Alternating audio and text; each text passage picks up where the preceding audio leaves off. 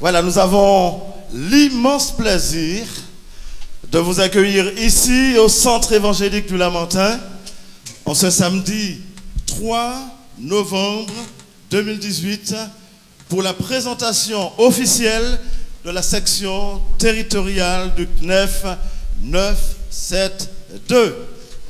Nous croyons vraiment que c'est la journée que Dieu a faite, qu'elle soit pour nous tous un sujet de joie.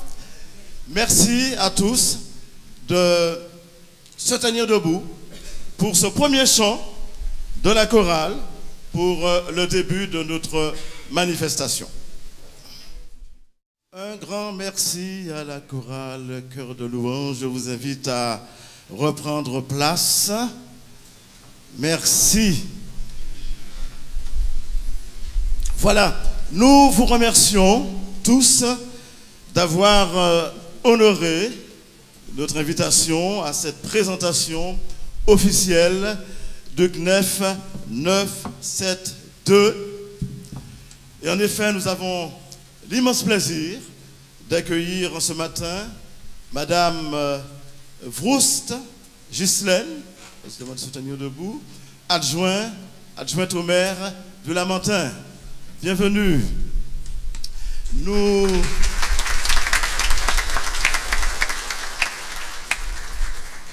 Merci et nous accueillons aussi le directeur national du Conseil national des évangéliques de France, le pasteur Clément Dietrich.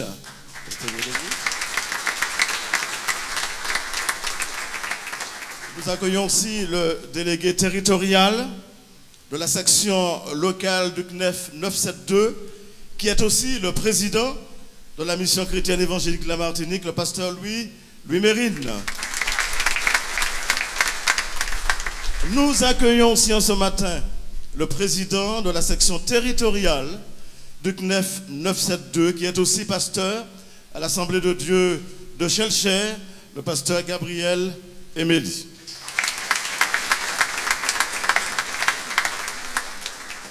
Nous accueillons le vice-président de la section locale du CNEF 972, Ralph André. Nous voulons accueillir aussi en ce matin le pasteur Henri Baniclès, membre du conseil d'administration du CNEF 972, qui est aussi pasteur à l'église baptiste de Coirivaille et du Vauclin. Voilà, en ce jour de présentation officielle de la section locale du CNEF 972, nous disons bienvenue au pasteur, président des églises évangéliques de la Guadeloupe. Nous avons avec nous le pasteur Josias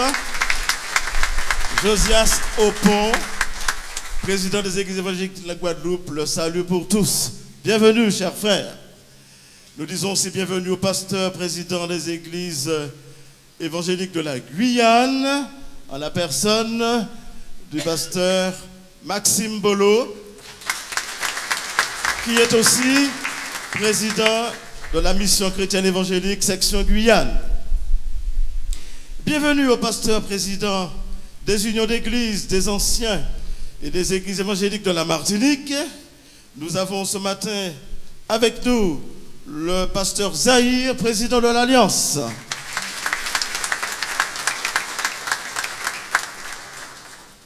Nous avons aussi dans la salle le pasteur Faux, pasteur Lescaut, de la Fédération baptiste de la Martinique.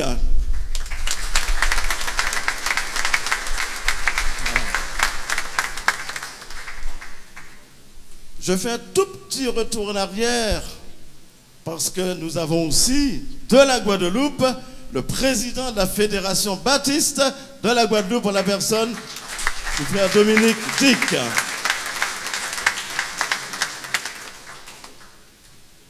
Nous disons bienvenue au pasteur Cho, président de l'église évangélique chinoise.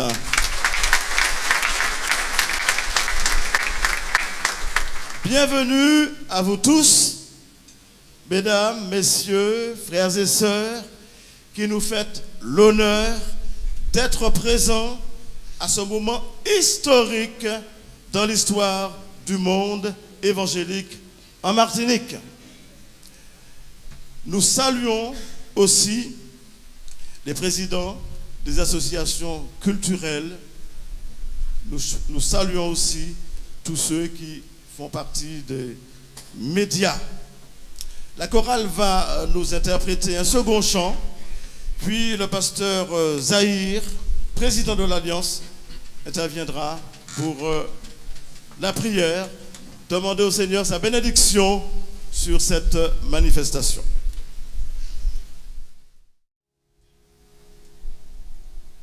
Voilà, je vous invite à vous lever pour la prière. Alléluia. Comment ne pas te remercier, Seigneur? Comment ne pas te louer pour ton amour manifesté pour nous à la croix de Golgotha? Père, tu étais en Christ réconciliant le monde avec toi-même, Seigneur. Alors que nous étions loin de toi, Seigneur, tu es venu en Jésus-Christ et tu nous as libérés. Tu nous as pardonnés, Seigneur. Et Jésus, avant de partir, tu as fait cette prière, demandant au Père l'unité pour ton peuple, Seigneur. Et aujourd'hui, nous réalisons, Seigneur mon Dieu, que cette unité est en train de se faire, Seigneur. Car nous croyons que c'est une force pour le monde évangélique. Nous croyons que c'est une force tout simplement pour la Martinique, Seigneur. Parce que combien d'hommes, combien de femmes, Seigneur mon Dieu, sont dans des souffrances, sont égarés loin de toi, perdus, Seigneur. Et ils ont besoin de toi, le Sauveur unique, Seigneur. Alors nous voulons te remercier pour cette opportunité que tu nous donnes, Seigneur. Combien, Seigneur mon Dieu, le parcours a été long, a été difficile, mais tu nous permets d'arriver, Seigneur. Et aujourd'hui, nous élevons ton nom, Seigneur. Et nous te prions, Seigneur mon Dieu, que ce moment soit réellement pour la gloire de ton nom. Nous te prions, Seigneur, que tu puisses encore nous aider, nous diriger, Seigneur, parce que nous avons besoin de toi. Nous avons besoin encore de ton esprit. Nous avons besoin de ta grâce, Seigneur. Alors, s'il te plaît, Seigneur, viens encore nous aider, Seigneur, afin que cette unité, oh Seigneur mon Dieu, qui a commencé, puisse continuer jusqu'à ton glorieux retour. Et que nous ayons, Seigneur mon Dieu, réellement cette nouvelle image, Seigneur mon Dieu, de cette réalité spirituelle, un corps uni, Seigneur. Unis en toi par ton Esprit Saint. Alors donne encore bénir tous ceux et celles qui sont là, ceux qui n'ont pas pu être là, Seigneur, tu sauras encore les aider. Tous ceux qui ont pris cette décision, Seigneur, de se lever, Seigneur, tu sauras encore les encourager. Seigneur Père, à toi nous donnons la gloire, nous te disons merci et nous te disons, Seigneur, prends le plein contrôle dans le nom de Jésus. Amen. Que Dieu vous bénisse.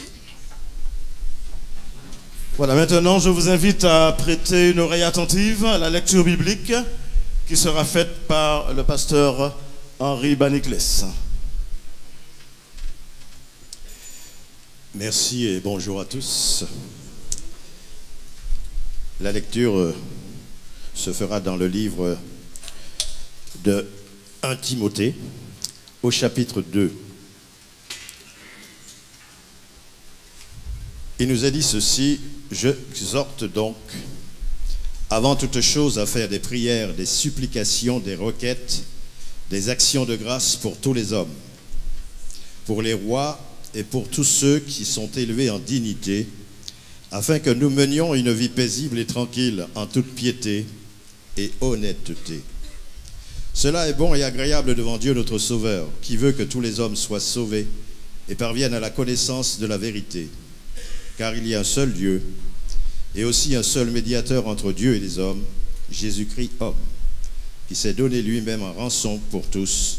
C'est là le témoignage rendu en son pauvre temps. J'aimerais vous dire ce matin qu'il y a deux choses nécessaires pour qu'un pays se porte bien, pour qu'on puisse vivre une vie paisible et tranquille. Une bonne gestion des choses temporelles. Et la Bible nous demande pour cela de prier pour ceux qui nous gouvernent, de prier pour les autorités. Et nous, chrétiens évangéliques, nous voulons prier pour notre pays. Nous voulons prier pour que Dieu donne la force et la sagesse à ceux qui nous gouvernent, de telle sorte que nous puissions arriver à mener une vie paisible et tranquille. La solution est là, dans une relation avec Dieu. Dans cette réalité, sans Dieu, nous ne pouvons rien faire. La deuxième chose qui est nécessaire pour un pays, c'est une bonne gestion des choses spirituelles. Et je dois dire ici ce matin que nous, Église évangélique, cela fait trop longtemps que nous vivons dans la division. Cette division a mis la Martinique dans la confusion. Une mauvaise image des évangéliques plane sur le pays parce que nous sommes divisés. Aujourd'hui, le CNEF veut changer la donne. Nous sommes là pour parler d'une seule voix parce qu'il n'y a qu'une vérité. Nous sommes là pour parler d'une seule voix parce qu'il n'y a qu'un seul Dieu. Nous sommes là pour parler d'une seule voix parce qu'il n'y a qu'une seule Église, qu'il n'y a qu'un seul esprit, le Saint-Esprit. Notre division a duré trop longtemps. Il faut maintenant s'unir et parler d'une seule voix pour être la lumière du monde, le sel de la terre. Puisse le Seigneur bénir le CNEF 972 et nous donner la sagesse, le discernement, afin que le peuple martiniquais sache qu'il y a un Dieu qui les aime, un Dieu qui veut le bonheur de chacun, de chaque famille. Nous, Église évangélique, nous sommes mis la main dans la main pour parler d'une seule voix. Puissent tous les fidèles nous suivre et parler d'une seule voix au nom du Seigneur Jésus. C'est cela qui nous a été demandé dans cette parole. Tous connaîtront que vous êtes mes disciples si vous avez de l'amour les uns pour les autres, si vous êtes unis comme le Père est uni au Fils et au Saint-Esprit. Que Dieu nous bénisse et nous donne à œuvrer pour la gloire de son nom. Je ne serai pas plus long, je ne suis pas là pour un sermon. Béni soit le Seigneur. Amen.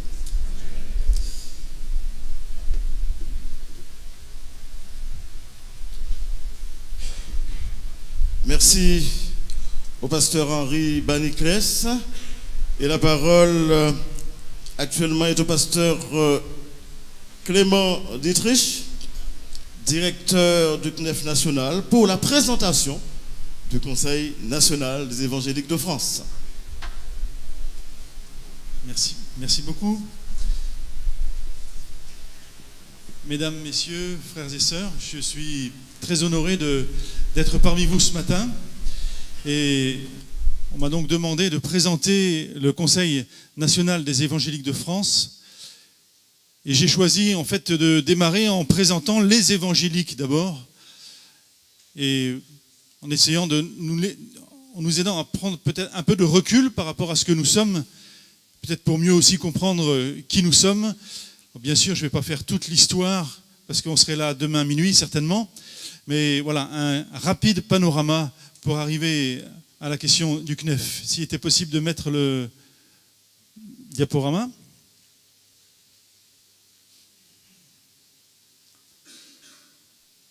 Voilà. Merci beaucoup. Alors, les évangéliques, on parle souvent des protestants évangéliques parce qu'effectivement, nous faisons partie de la famille protestante et on cite en général, quand on parle des protestants, la date ou l'année 1517, la fameuse année où Luther a osé afficher des convictions qui n'étaient pas tout à fait conformes à celles de l'Église qui était bien sûr très dominante à l'époque en Europe et ailleurs d'ailleurs, l'Église catholique. Mais j'aime bien rappeler quand même que, bien sûr, l'histoire nous laisse des dates. Puis quand on recherche un peu, et les historiens le savent très bien, on voit que voilà, il y a des dates aussi qu'on a oubliées. Et il me semble que c'est important de rappeler qu'avant la Réforme, il y a eu des réformes. Et en particulier, déjà, vous voyez, en 1140, un homme qui a vécu de 1140 à 1206, Pierre Valdo, a été en fait déjà un premier contestataire pour dire nous voulons vivre notre foi autrement, parce que je lis dans la Bible d'autres façons de vivre la foi. Donc vous voyez, au XIIe siècle déjà, Pierre Valdo, qui était un riche producteur de soie à Lyon, extrêmement riche, s'est dit, moi, je lis dans la Bible que Jésus était un homme simple, qu'il parlait aux gens et qu'il voulait parler aux gens directement à travers ce qu'on appelle la parole de Dieu. Et je décide de tout arrêter. J'arrête mon entreprise. Il a coupé son héritage en 4. Il en a donné un quart à sa femme qui ne voulait pas le suivre, et un quart à la ville de Lyon, je crois un quart à ses enfants, mais ça j'en suis pas sûr, je me souviens plus exactement. Et il est parti sans rien, je pense qu'il a gardé un quart pour lui, pour subvenir à ses besoins. Et il a fait un tour de France pour annoncer l'évangile de Jésus-Christ. Et il a travaillé à la traduction de la Bible en franco-provençal pour que ses concitoyens dans le sud-est de la France puissent comprendre l'évangile. Et il a donné beaucoup de ses biens aux pauvres en contestant un peu le fait que l'institution chrétienne soit devenue tellement riche. Et c'est donc un précurseur qui a donné ensuite ce qu'on appelle les églises vaudoises, qui tire son nom de Valdo, des églises vaudoises qui existent encore, entre autres, en Italie. Il y a aussi un homme qui s'appelait Jean Hus. Alors lui, il venait plutôt de la Bohème, donc de l'Europe plutôt de l'Est, et qui a dénoncé la vie du clergé qui était bien éloignée des préceptes de l'Évangile. Et il a dit, il nous faut annoncer l'Évangile. Ce n'est pas l'important d'être chrétien et d'être religieux, l'important c'est de se tourner vers Jésus-Christ. Et il a annoncé l'Évangile, il a enseigné la parole de Dieu. J'aime bien citer parce que, en fait, je crois que Dieu se réserve des témoins à toutes les époques, et donc aussi maintenant d'ailleurs. Ensuite, il y a eu donc ce bouleversement de la réforme protestante avec ce moine catholique, Martin Luther, qui au départ ne voulait pas sortir de l'Église catholique, mais qui essayait plutôt de la réformer de l'intérieur. Et puis il s'y est usé jusqu'à voir qu'en fait il n'arriverait pas à la réformer de l'intérieur. Et il a donc apposé ses 95 thèses donc, sur l'Église de Wittenberg en 31 octobre 1517, pour dire voilà ce que je lis dans la Bible et ce que je ne comprends pas que les chrétiens vivent. Et ce moine, vous le voyez d'ailleurs un peu à l'aspect de son visage, c'était plutôt un bon vivant et un communicant.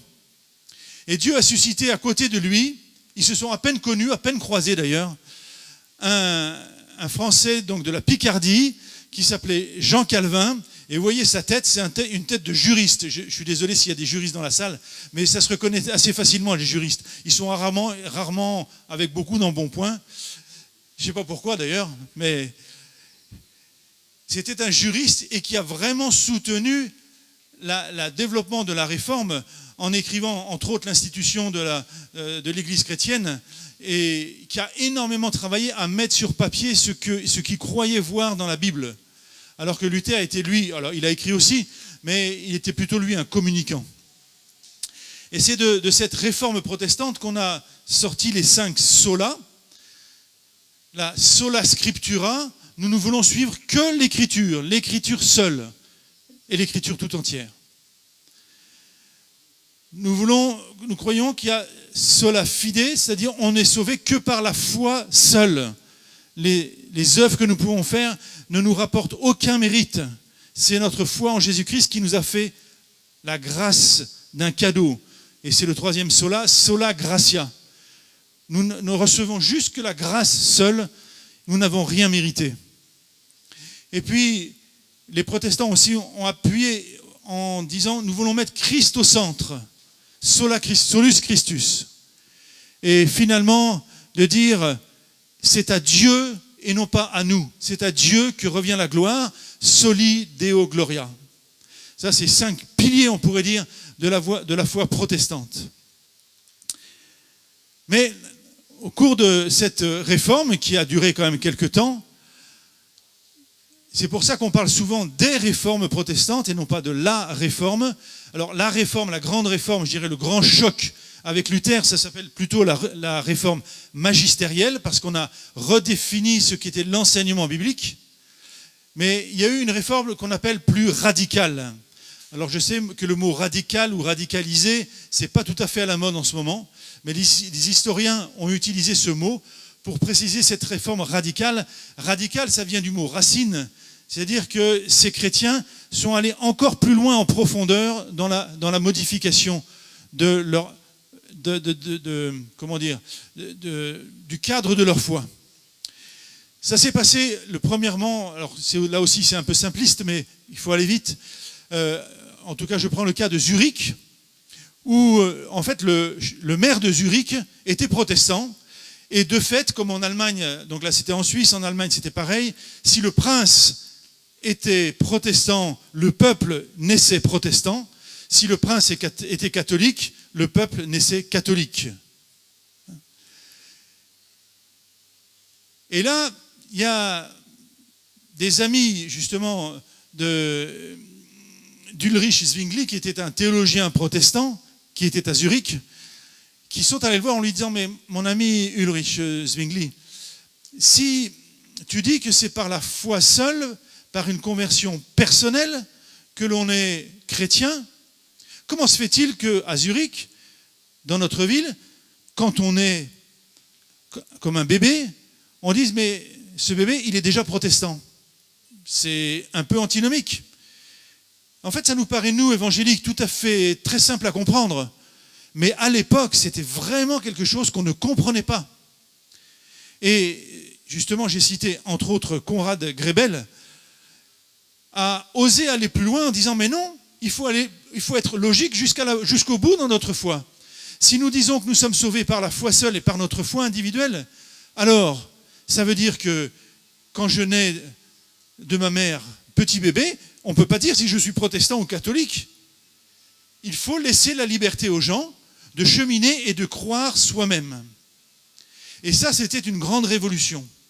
Et c'est typiquement ce qui a fait cette réforme, vous voyez, radicale, au sens où on va plus loin dans le changement. Et ça a donné cette expression qui dit on ne naît pas chrétien, mais on le devient par choix personnel. C'est pour ça qu'on dit, on écoute la parole de Jésus qui dit il te faut être né de nouveau. Et c'est ce qu'on a appelé, c'est ce qui a conduit aussi à ce qu'on a appelé l'anabaptisme. C'est-à-dire qu'on s'est dit, mais en fait, les gens qui sont baptisés tout bébé, pour nous, ça ne correspond à rien. Et on veut baptiser une deuxième fois ceux qui ont été déjà baptisés bébés. Anabaptiste, ana, ça veut dire de nouveau. Donc, pour la première fois, il y a des chrétiens qui ont dit, mais le baptême bébé, ça ne sert à rien. Il nous faut rebaptiser puisque la décision se prend quand on a l'âge de raison. Est-ce que je veux suivre Jésus ou pas? Et l'anabaptisme s'est développé, entre autres avec les Ménonites, d'où nom d'un prêtre d'ailleurs qui s'était converti à l'évangile qui s'appelait Méno, et ils ont été persécutés par les protestants eux-mêmes. Et plusieurs ont dû s'enfuir, aux USA notamment, et plusieurs sont revenus en Allemagne, mais d'autres sont en France, existent aussi en Allemagne. Et donc, les Ménonites sont un peu la première union d'église historique, évangélique, où on dit « je ne nais pas chrétien, je le deviens par choix personnel ». Donc, pour aller plus avant dans l'histoire, à cause de ce choix individuel de suivre Jésus-Christ, eh bien, en fait, on a fait des communautés plus autonomes, puisqu'il n'y avait plus question de paroisse, où tous les gens de la paroisse vont ensemble dans la même communauté. C'était en fait une dynamique de choix personnel qui s'est développée, et les églises locales se sont dites autonomes. Des chrétiens qui étaient nés de nouveau se sont dit, mais on va se réunir en église, ensemble, en communauté, et gérer notre communauté. Il y avait, et j'y reviendrai tout à l'heure, une volonté d'autonomie, un peu en réaction, parce que l'histoire se fait souvent en réaction de ce qui existe, un peu en réaction avec le monde catholique qui était très hiérarchisé. D'où, justement, l'émergence, en particulier parmi les églises baptistes, de communautés autonomes, d'assemblées autonomes qui se sont mises à se réunir pour adorer Dieu, pour apprendre la parole de Dieu et pour partager l'évangile. Alors, le mouvement baptiste, il a commencé en 1600 et en France, ça a commencé en 1820, ça a commencé par le nord de la métropole. Et c'est là que, se développant, ces communautés ont aussi influencé la société. Je ne cite qu'un exemple, il y en aurait plusieurs. L'exemple de Wesley, qu'on appelle souvent l'infatigable Wesley, quelqu'un qui était capable de faire des kilomètres à cheval, de s'arrêter et d'annoncer l'évangile, mais aussi d'interpeller ceux qui l'écoutaient. Et beaucoup de gens se sont tournés vers Jésus-Christ en écoutant ce prédicateur dans les années 1750-60. Et les églises dont sont issues les prédications de Wesley sont devenues des églises méthodistes, parce que Wesley disait qu'il faut avoir de la méthode, de la discipline pour vivre en chrétien. Et c'est aussi de ces églises-là qu'est née l'armée du salut, qui a fait énormément de bien au niveau social dans l'ensemble de notre pays. C'était à la fin, vous voyez, du 19e siècle. Et puis s'est développé au 19e siècle et aussi au 20e siècle, et ça vous concerne directement, des missions où les évangéliques se sont dit, il nous faut, comme aussi d'ailleurs les catholiques et les protestants réformés, il nous faut partager l'évangile que nous avons. Et il y a eu un grand élan missionnaire, et là je vous ai mis deux figures qui n'en sont qu'une en fait. C'est Hudson Taylor, dont vous avez certainement entendu parler, une grande figure missionnaire. Pourquoi je dis ces deux figures qui n'en font qu'une ? C'est parce que Hudson Taylor, qui est allé en Chine, à l'intérieur de la Chine, il ne s'est pas contenté de rester sur les pourtours dans les comptoirs européens. Il est allé à l'intérieur de la Chine, the China Inland Mission. Et je n'ai pas mis ça pour notre frère chinois qui est présent, mais il est effectivement une figure des missionnaires. Et c'est le premier missionnaire qui a osé dire, écoutez, je ne peux pas prêcher auprès des Chinois sans être un peu chinois, autrement ils ne m'écoutent pas, il faut que je sois comme Paul, païen avec les païens, juif avec les juifs. Et il a osé s'habiller en chinois, donc c'est le même homme que vous avez à gauche et à droite. Et ça a fait scandale dans son conseil de mission en Angleterre. Ça a fait scandale de voir qu'il s'habillait comme un chinois, surtout qu'il se laissait pousser les cheveux, qu'il avait une grande natte derrière. Et ça a été le premier missionnaire à dire, il nous faut, si on veut être écouté, il nous faut se mettre en accessibilité à ceux avec qui nous voulons parler. Et donc, ces missions se sont développées. Et entre autres, ici, j'ai parcouru le livre de notre frère qui a écrit les histoires des églises ici en Martinique. Et je vois qu'ici, à la fin du 19e siècle, des personnes sont venues d'Angleterre pour annoncer l'évangile, participer et partager plutôt l'évangile. Et puis aussi au XXe siècle, les missions comme la mission chrétienne, aussi l'association baptiste, enfin l'association n'existe pas, mais le mouvement baptiste s'est développé, et pour voir aussi toutes les églises qui se sont développées depuis. Alors il faut savoir qu'en 1846, il y a eu déjà un début de regroupement des différents mouvements évangéliques des pays, et ça a donné l'Alliance évangélique mondiale, qui existe toujours, et qui s'est créée en 1846. En fait, on dit que c'est le premier mouvement de rassemblement des différentes communautés évangéliques au monde. Et ensuite, en 1910, c'est juste pour vous dire que notre problématique n'est pas d'aujourd'hui, en 1910, se sont réunis des gens à Édimbourg, en Écosse, des gens ils ont fait une conférence missionnaire où il y avait des conseils de mission qui étaient là, qui avaient envoyé les missionnaires au loin, et il y avait aussi plusieurs missionnaires qui sont venus.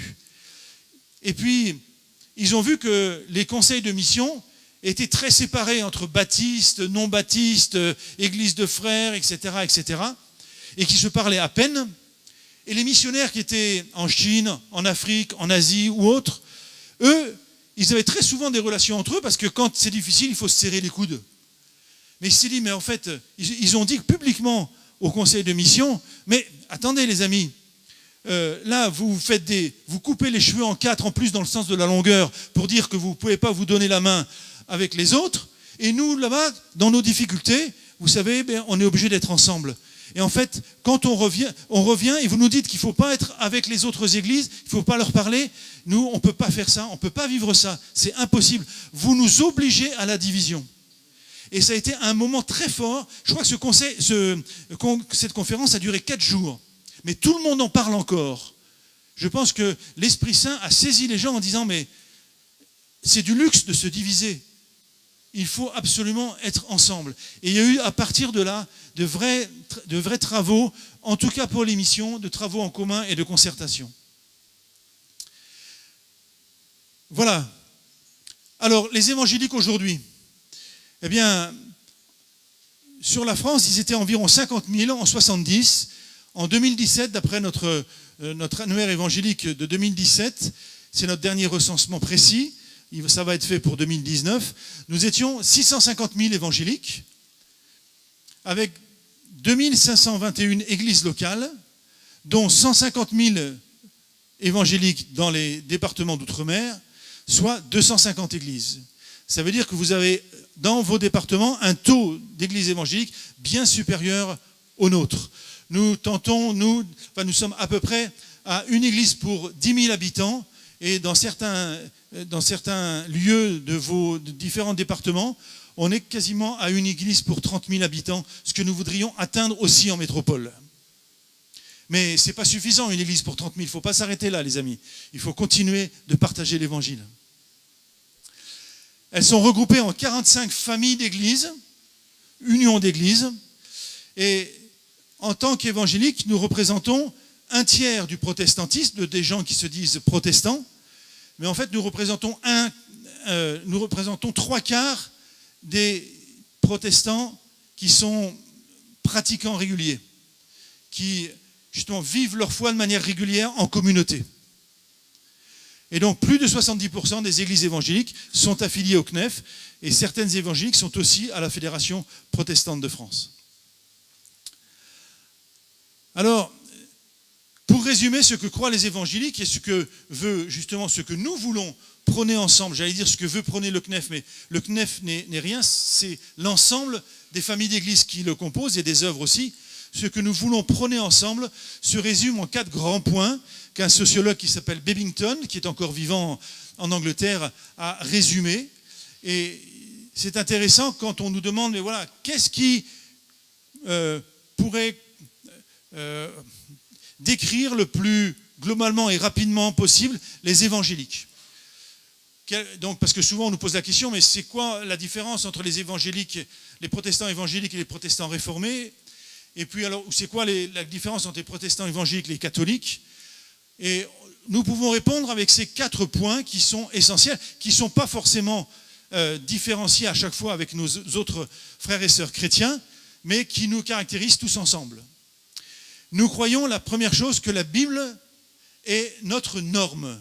C'est une norme pour nous, non discutée. Nous la croyons tout entière inspirée de Dieu, au niveau des originaux. Et c'est notre norme pour notre foi, pour notre théologie, pour ce que nous croyons au plus profond de nous-mêmes. Mais c'est aussi notre norme pour notre vie pratique. La Bible est notre référence pour notre vie pratique, pour nos choix familiaux, pour nos choix ecclésiaux aussi, bien sûr, en termes pratiques, mais pour nos choix individuels, nous nous référons à la parole de Dieu. Un deuxième grand point, et j'en ai déjà parlé, c'est la conversion personnelle. Nous nous souvenons de la parole de Jésus à ce chef juif qui disait, Jésus lui disait, « Il te faut être né de nouveau ». Et l'autre lui répond, Nicodème, mais attends, je ne peux pas revenir dans le ventre de ma mère pour refaire ça une deuxième fois. Et Jésus lui dit, non, je ne te demande pas de sortir une autre fois de ta mère, il faut que tu naisses du ciel. Le terme grec est un peu un jeu de mots, et ça veut dire aussi naître d'en haut, naître de Dieu. Et nous croyons que c'est un choix personnel de choisir de naître une deuxième fois, et c'est une expérience vécue individuelle. Nous croyons aussi que qu'une bonne nouvelle, ça se partage. A priori, une bonne nouvelle, on a envie d'en parler. Et nous ne faisons pas mystère de notre envie de partager ça avec les autres. Alors certains appellent ça du prosélytisme, et c'est le vrai mot.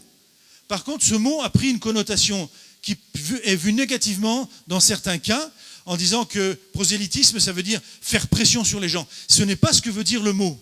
C'est devenu ça, ce qui fait que nous ne l'employons plus trop, mais nous voulons effectivement partager notre foi. Et la loi française nous le permet. La laïcité en France, c'est la possibilité de partager sa foi. C'est plutôt plus exactement d'abord le devoir de l'État de protéger toutes les religions. Donc nous n'avons pas à exiger que seule notre religion existe en France, mais notre religion, comme les autres, doit être protégée par l'État. Et ça veut dire que nous avons le droit d'être chrétiens, liberté de conscience. Nous avons le droit de parler de notre foi, liberté d'expression. Et ça, c'est protégé par nos autorités. Et c'est la raison pour laquelle nous, les protestants évangéliques, nous sommes tout à fait favorables à la laïcité française. Et c'est ça, la laïcité au sens de la loi. Et nous prions d'autant plus pour nos autorités communales, départementales, nationales, parce que justement, ce sont elles qui protègent cette liberté de religion. Et le quatrième point des protestants évangéliques, c'est de donner la place centrale à Jésus-Christ et à la mort de Jésus et à la résurrection. À la croix de Jésus et à la résurrection de Jésus-Christ. C'est le message central. Ce n'est pas un message uniquement social, ce n'est pas un message uniquement humain ou humaniste, c'est d'abord ce message que Jésus, le Fils de Dieu, s'est fait homme, est mort sur la croix et est ressuscité et nous a donné par là sa propre vie. Il est mort pour nous. Ce sont les 4 grands points qui constituent les points majeurs de la théologie évangélique. Alors, là j'aborde des choses un petit peu plus piquantes, j'allais dire, parce que je crois qu'il faut être honnête aussi, et c'est aussi à cause de ces constats que nous avons voulu créer le CNEF. Si je vous fais ces 2 schémas, selon vous, lequel correspond aux évangéliques, lequel correspond à d'autres religions? Oui? Voilà, sur la gauche. Ben oui, les évangéliques ayant créé des églises autonomes, ayant dit que souvent la gouvernance de l'église, elle ne se fait pas en haut comme chez les catholiques, c'est l'autre schéma, mais qu'elle se fait au sein de l'église locale, mais ça a donné une profusion d'églises assez dispersées. Et il y avait un mot que j'entends heureusement de moins en moins, surtout par les évangéliques, voire aussi par les hommes et les femmes politiques, et ils avaient raison. Ils disaient « Ah, les évangéliques, c'est une grande nébuleuse ». Ben oui, voilà. Et ça, c'était problématique, parce que ça sort de partout des fois, on ne sait pas qui ils sont, mais on ne sait pas pourquoi. Il y a une église, j'ai encore vu ça, je viens de passer quelques jours en Guyane, j'ai vu l'église d'un frère qui m'accompagnait, qui était là. Vous traversez la rue, et vous avez une nouvelle église qui vient de s'implanter en face de l'autre. En face de l'autre. Avouez que ça peut étonner des gens qui passent dans la rue, mais qui se disent qui sont ces gens-là. Ils disent qu'ils s'aiment tous, mais il faut quand même qu'ils fassent 2 chapelles, l'une en face de l'autre. Il y a peut-être un problème. Alors, c'est vrai qu'il y a eu ensuite création de ce que j'appelle des familles d'églises, plusieurs familles d'églises qui étaient nées de la même mission, qui avaient la même vision, se sont rassemblées. Et il y a plusieurs familles ici. Le président de la section territoriale en parlera certainement. Et on s'est rassemblés en famille, mais les familles ne se connaissaient pas forcément. Et puis il y avait entre ces familles des églises qui restent indépendantes, parce qu'elles préfèrent être toutes seules. C'est leur droit. La France est très large pour ça. On peut tout à fait faire église de différentes manières. Donc c'est tout à fait légal. Mais en termes de témoignage, c'est un peu gênant. Alors si je dis qu'il y a des inconvénients à nos avantages, c'est que justement, comme toute chose, poussée à l'extrême, ça peut poser des problèmes. Par exemple, on dit on se réunit volontairement. Les communautés sont des groupements de gens volontaires. Ce n'est pas des gens à qui on l'a dit depuis le bébé, tu es évangélique et tu dois venir au culte le dimanche matin. Non, normalement, un évangélique, sauf à l'âge de 5-6 ans, où bien sûr on obéit à ses parents, mais ensuite l'évangélique fait son choix personnel. Voilà. Et donc c'est un groupement de gens volontaires. Après, ça veut dire aussi que on peut multiplier les lieux de culte, ce qui peut paraître un petit peu étonnant pour des regards extérieurs. On dit, nous voulons tous étudier la Bible. L'évangélique, c'est quelqu'un qui a la Bible sous le bras quand il va au culte et qui normalement, et je vous encourage à ça, lit sa Bible tous les jours. L'évangélique lit sa Bible tous les jours parce qu'il sait que c'est par la Bible qu'il va recevoir un message de Dieu et être nourri spirituellement. Alors tout le monde se met à lire la Bible. Alors que par exemple dans le monde catholique, pendant très longtemps, on n'avait pas le droit d'ouvrir la Bible. Seuls ceux qui étaient habilités à l'enseigner pouvaient l'ouvrir. Mais on lit tous sa Bible et puis on voit peut-être des choses différemment et on se dit, mais sur ce point de détail, moi je ne suis pas d'accord avec toi et donc moi je vais dehors et je fais ma nouvelle église. Ça a aussi conduit à la dispersion. Il faut le reconnaître. On a dit aussi, ça c'était une grande nouveauté de Luther et de Calvin, on a parlé du sacerdoce universel, c'est-à-dire on est tous prêtres. Il n'y a plus des prêtres qui sont un clergé qui est là et qui est bien séparé des fidèles qui sont les laïcs. Chez nous, tout le monde est prêt, tout le monde loue le Seigneur, tout le monde peut avoir l'initiative de louer le Seigneur, tout le monde peut avoir l'initiative de partager la Bible en fonction des dons que Dieu lui a donnés. Mais ça veut dire aussi que malheureusement, tout le monde peut tout faire, poussé à l'extrême. Si je ne reconnais pas l'autorité des autres, ben moi je dis j'ai la même autorité que toi. Et on voit aussi des gens qui construisent des églises avec très peu de connaissances bibliques. Ils veulent surtout être pasteurs de l'église et éventuellement, ou plus qu'éventuellement, d'abord récupérer l'offrande. Et je vois, non seulement en métropole, mais aussi dans les dom-toms, des exagérations scandaleuses à ce sujet. Et nous voulons non pas jeter un discrédit sur ces hommes, mais sur leurs pratiques. Non, on n'est pas pasteur pour gagner de l'argent. Non, on est encore moins pasteur pour soutirer de l'argent aux pauvres. Non, on est pasteur parce qu'on aime Jésus-Christ et qu'on est là pour servir l'Église. On ne doit pas se servir de l'Église, on doit servir l'Église. Et j'ose le dire fortement parce que j'ai vu ça en Guyane, on m'a parlé de ça ici et je le vois trop souvent en métropole. Et c'est une déviation de l'évangélisme. Et nous croyons que certains se disent évangéliques mais n'ont pas des pratiques conformes à la parole de Dieu. Et pour nous, c'est effectivement très gênant. Excusez-moi de dire les choses un peu cash, mais je crois que ça doit être dit. Et c'est aussi dans ce sens-là, simplement, même sans ces exagérations-là, le fait d'être tous ensemble une nébuleuse que les gens de l'extérieur n'arrivent pas à savoir qui nous sommes, vous savez sur quoi ça jette du discrédit ? Ça jette du discrédit sur l'évangile de Jésus.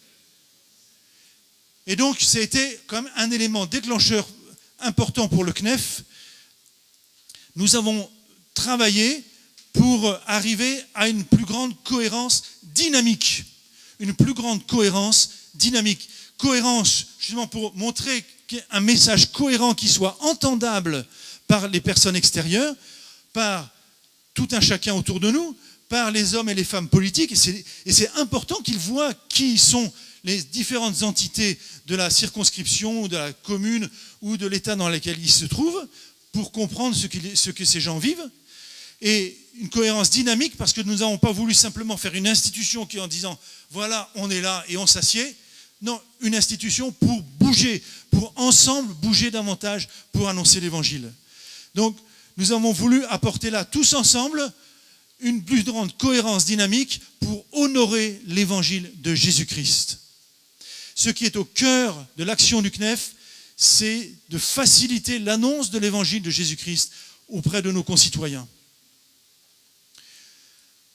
Et donc, nous sommes donnés, et j'allais dire, vous nous avez donné, plusieurs d'ici font partie du CNEF, et dans le cadre du CNEF territorial, c'est exactement les mêmes missions, un rôle de concertation, d'aider les évangéliques à se parler entre eux. On a vu que c'était nécessaire. Et vous voyez, pour la première fois en France, il y a en ce moment une formation qui se déroule sur 3 ans, qu'on appelle une communauté d'apprentissage, où il y a 8 familles d'églises qui travaillent ensemble à réfléchir en disant, voyons, nous disons que nous avons pas mal d'églises en France, qu'elles augmentent quand même chaque année, même si ce n'est pas énormément. Il y a une église en plus tous les 10 jours, mais ça fait que 36 églises sur l'ensemble du département français par an. Ce n'est pas énorme. Et puis nous avons des églises qui sont sur un plateau, qui grandissent plus. Et une église qui ne grandit pas, ben c'est une église en mauvaise santé. Et j'ose dire, une grande église qui ne grandit pas, c'est une grande église en mauvaise santé. À moins qu'elle fasse plein d'églises filles. Mais souvent, des fois, quand on est une grande église, on se satisfait de la grande église. Et pour être une grande église, beaucoup se satisfont de ne pas être très grands. Et puis il y a aussi malheureusement des églises qui ont été grandes et qui déclinent. Et ça, il faut aussi avoir l'honnêteté de le voir. Et ces 8 familles d'église se sont dit, mais il faut réfléchir à la manière de revitaliser, il faut donner un coup de poing sur la table en disant, on ne veut pas accepter ça. Jésus nous a envoyé partager l'évangile. N'acceptons pas que nos églises déclinent. Et donc, elles se sont mises ensemble pour réfléchir ensemble. Et je peux vous dire que c'est des grands moments, parce que c'est des sessions de 3 jours sur 3 ans. Quand je vois des églises pentecôtistes prier pour des églises baptistes, ça ne s'est pas vu souvent dans notre pays. Quand je vois des églises de frères prier pour des églises charismatiques, ça ne s'est pas vu souvent dans notre pays. Mais au travers de cette dynamique du CNEF, nous voulons justement travailler ensemble pour que ce qui est fait notre foi profonde, et 95% de notre foi nous l'avons en commun, ce qui fait notre foi profonde, l'évangile de Jésus-Christ, puisse être communiqué et que les églises non seulement grandissent et se multiplient. C'est un exemple de concertation. Et pourquoi pas, et j'y pensais hier, on parlait avec notre frère, le pasteur Josias de la Guadeloupe hier, et pourquoi ça ne se ferait pas entre la Guadeloupe, la Martinique, peut-être la Guyane, je sais que la distance est là, que ça coûte cher aussi, mais pourquoi pas réfléchir ensemble sur la revitalisation de nos églises ou sur comment implanter de nouvelles églises. Voilà un exemple de concertation qui pourrait être fructueux. Mais je pense que vous aurez aussi plein d'idées. Une autre mission, c'est une mission d'information. Nous avons voulu développer des outils justement sur la laïcité. Nous avons un ouvrage qui parle de la laïcité pour que chacun d'entre nous, on soit à l'aise avec cette notion. Parce que certains politiques qui veulent restreindre la religion disent que la laïcité, c'est fait pour mon église, tu dois parler de ta foi dans ton église, dans ton temple, ou chez toi, mais en dehors, tu n'as pas le droit de parler de ton église. Ça, ce n'est pas la laïcité. Et nous avons voulu faire des ouvrages pour expliquer aux membres de nos églises ce qu'est la laïcité, tout à fait simplement, pour libérer et mettre au clair le cerveau des membres des églises protestantes évangéliques pour qu'ils soient à l'aise avec la laïcité qui nous est favorable comme aux autres religions. Et je vous encourage aussi dans la section territoriale, quand vous faites de la communication, de ne pas le faire église par église ou famille d'église par famille d'église, mais de le faire au niveau de la section territoriale pour que ce soit cohérent et que des outils puissent être utilisés par tous, parce que ça coûte moins cher. Et même que vous puissiez complètement utiliser les outils du Conseil national des évangéliques de France que nous voulons faire pour l'ensemble des églises. Peut-être certaines sont adaptées et on vous prêtera volontiers nos fichiers pour que vous puissiez adapter ces outils. Nous faisons un travail de représentation. Nous sommes connus au niveau du ministère de l'Intérieur qui a beaucoup apprécié qu'on leur propose un interlocuteur unique pour parler des évangéliques. Ça, c'est quelque chose que le ministère de l'Intérieur a beaucoup apprécié, parce qu'avant, quand nous étions cette nébuleuse, ils ne savaient pas à qui s'adresser, et surtout, quand ils voyaient la différence d'action, ils se disaient, mais voilà, moi, je ne les vois pas. Je me souviens de mon collègue qui, la première fois, est allé rencontrer le préfet du département 93, où il y a le plus d'églises évangéliques en France. Le préfet lui a dit, « Ah, enfin, on est un évangélique en chair et en os ». Pour lui, il n'arrivait pas à rencontrer des évangéliques, qui étaient tous différents, il ne savait pas qui c'était.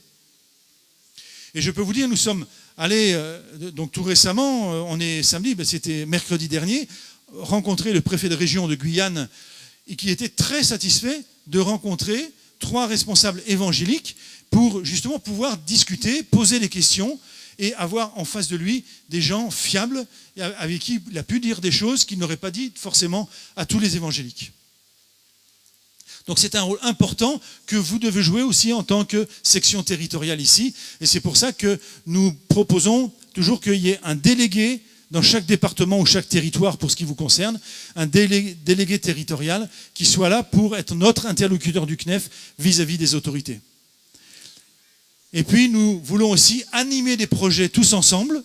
Le dernier que nous avons fait tous ensemble, c'est Bouge ta France, pour rassembler des jeunes, pour apprendre ensemble à partager l'évangile à la génération qui est jeune et aussi aux moins jeunes, mais en s'adaptant à l'évolution de notre société.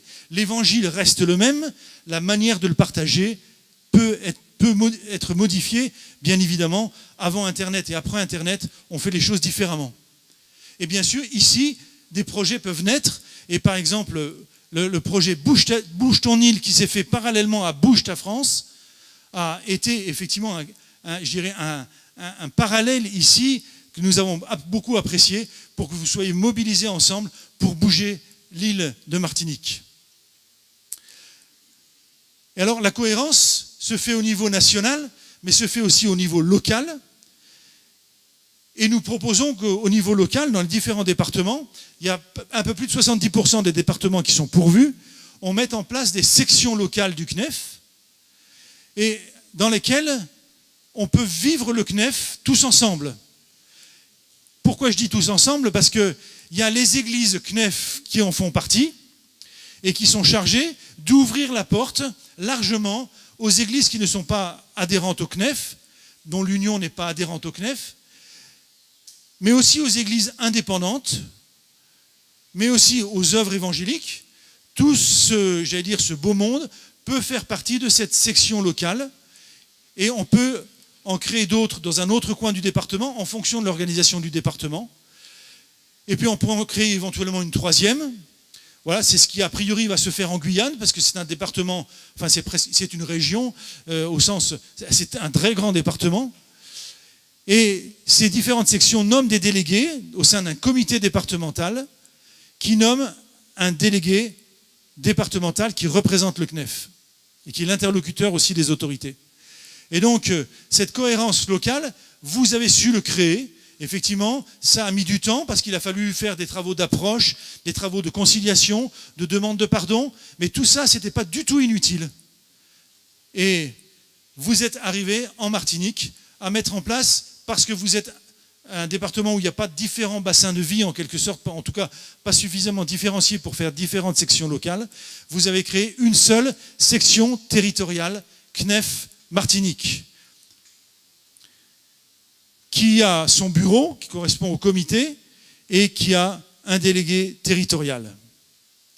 Voilà, et donc, à partir de là, je laisse la place, je crois, au président de la section territoriale pour qu'on passe au niveau de la Martinique.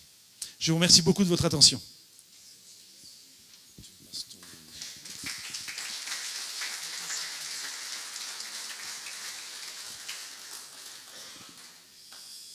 Merci à Clément Dietrich pour son intervention.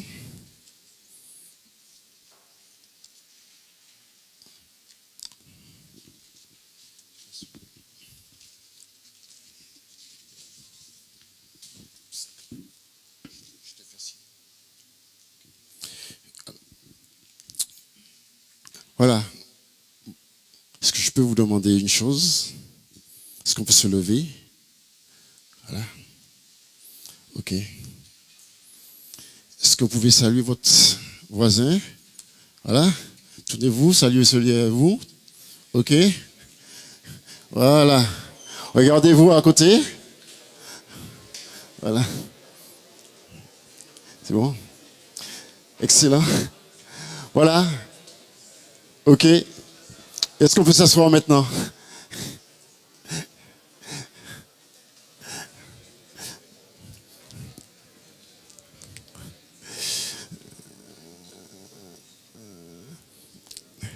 Merci.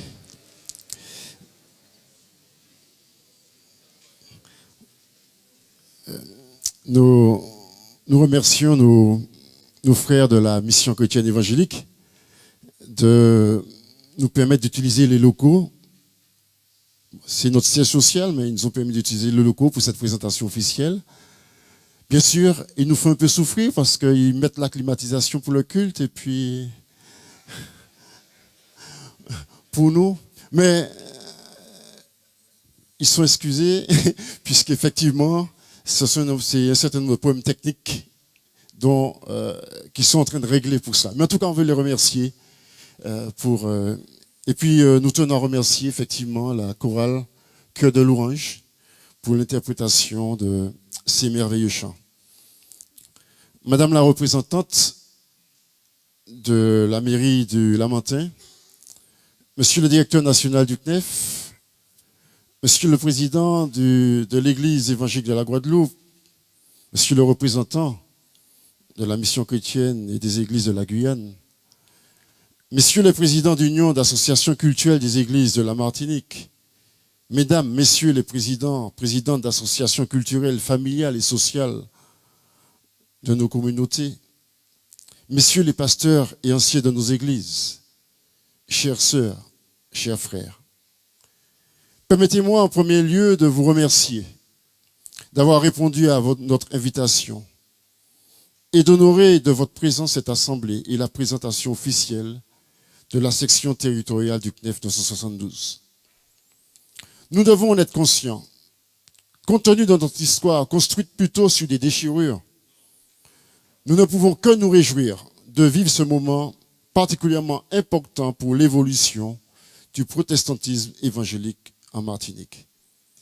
Nous pouvons le dire bien haut, ce ne fut pas un chemin de tout repos. Nous avons accepté ensemble de sortir de nos certitudes, d'être bousculés dans nos habitudes. Nous avons décidé d'aller à la rencontre de l'autre, de l'écouter, de le comprendre et d'accepter la richesse que produit la diversité et la différence. Bien sûr, dans la charité et la vérité de l'Évangile. Nous ne devons pas le nier. L'histoire qui nous a si souvent éloignés nous a retrouvés. Pouvons-nous encore demeurer à l'écart, cloîtrés dans nos murs, un peu comme ce célèbre village gaulois, résistant seul contre tous? La mise en place de la section territoriale du CNEF 972 est aussi l'aspiration, est aussi l'aboutissement d'une aspiration légitime, s'élevant de plus en plus dans nos communautés, provenant d'une nouvelle génération qui s'est construite dans le partage, dans les GBU, dans les familles et autres, et qui avait de plus en plus de mal à comprendre le métier de murs et de barrières qui ont depuis jalonné nos parcours et notre histoire. Blaise Pascal, célèbre mathématicien, a déclaré ce qui suit. La multitude qui ne se réduit pas à l'unité est confusion. L'unité qui ne dépend pas de la multitude est tyrannie. De cette citation, nous comprenons qu'un ensemble qui n'arrive pas à construire une identité et à se rassembler ne peut amener que de la confusion. Nous en avons eu une image. Mais nous comprenons également qu'une unité ne se décrète pas de manière arbitraire et anarchique. Elle se doit d'être partagée et construite avec l'ensemble. C'est tout le sens de votre présence dans ce lieu. Vous représentez la multitude de nos communautés, de nos fidèles.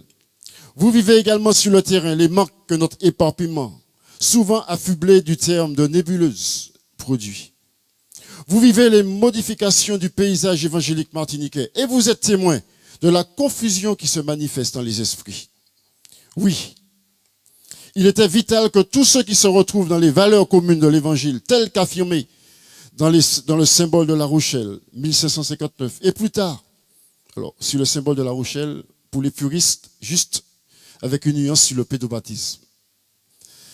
Et plus tard, précisé dans la confession de foi réformée, puissent se rassembler et exister face à la prise de pouvoir dans notre pays de théologie postmoderne, basée essentiellement sur la pensée positive et le développement personnel. Nous avons pris le temps nécessaire à la construction. Et cette section territoriale, CNEF 972, est le résultat de tout un ensemble d'actions qui nous ont permis à chaque étape de poser les jalons et de progresser.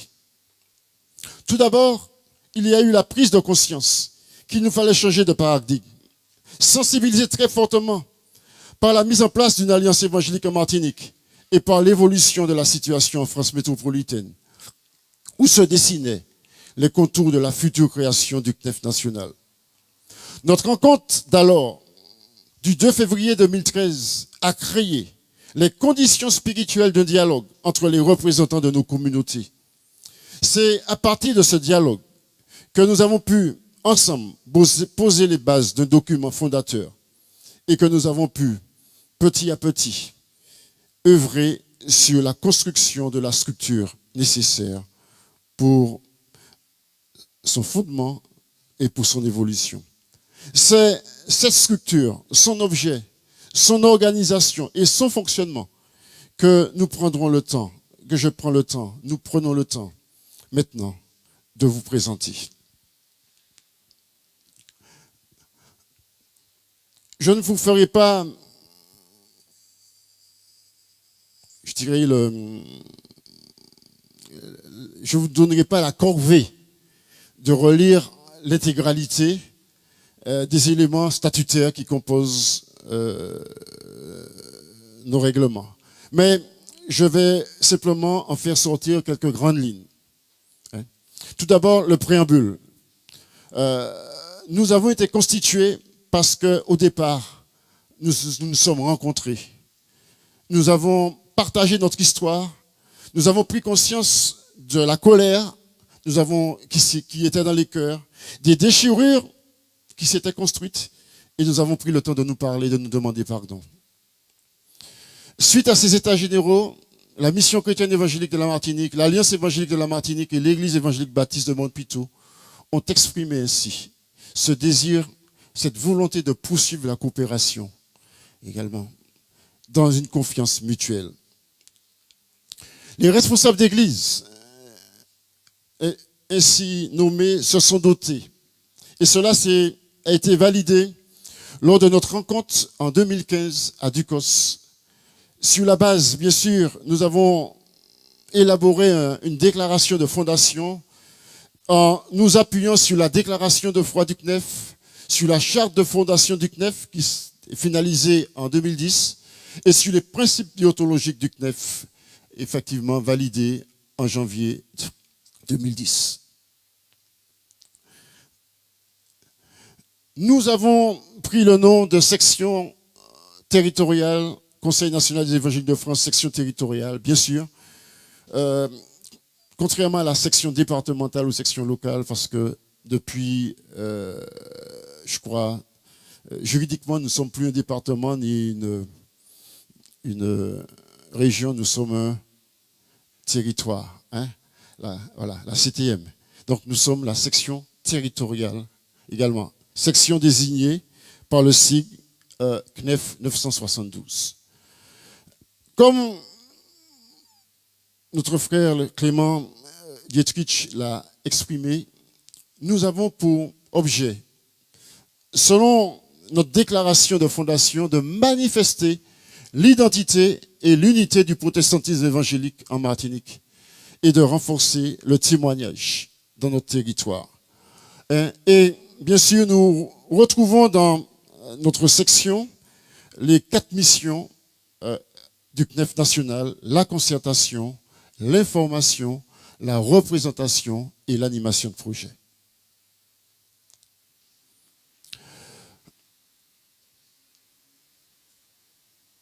Nous ouvrons la possibilité d'être membre de la section aux associations culturelles, aux unions d'associations, aux associations culturelles, loi 1901, aux églises locales indépendantes et aussi aux personnes physiques qui, de par leur responsabilité, par le ministère reconnu dans le territoire, effectivement, ont une influence importante.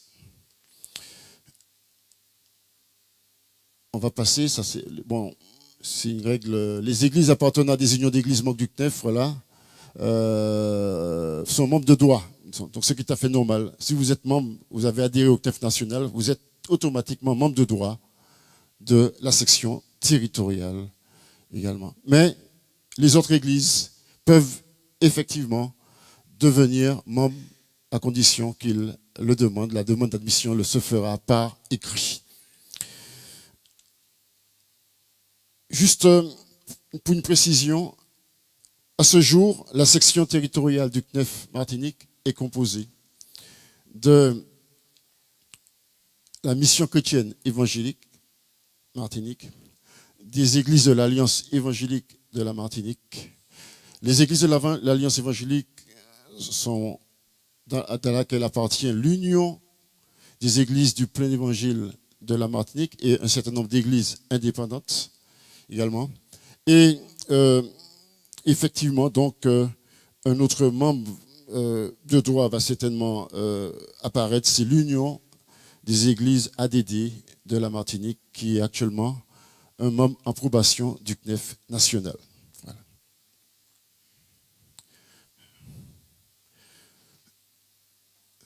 Bon. Perte de la qualité de demande, suspension, c'est du classique. Voilà, on va passer. Alors, les organes de l'association sont de la section territoriale. Bien sûr, comme toute association, qu'il y ait une cohérence entre la base et les dirigeants, l'Assemblée générale. Voilà. Constituer des délégués de l'ensemble des associations membres, bien sûr, à jour de leur cotisation. Le conseil d'administration élu parmi les délégués par l'Assemblée générale à la majorité des 3/4 des voix exprimées. Donc c'est un organe de fonctionnement.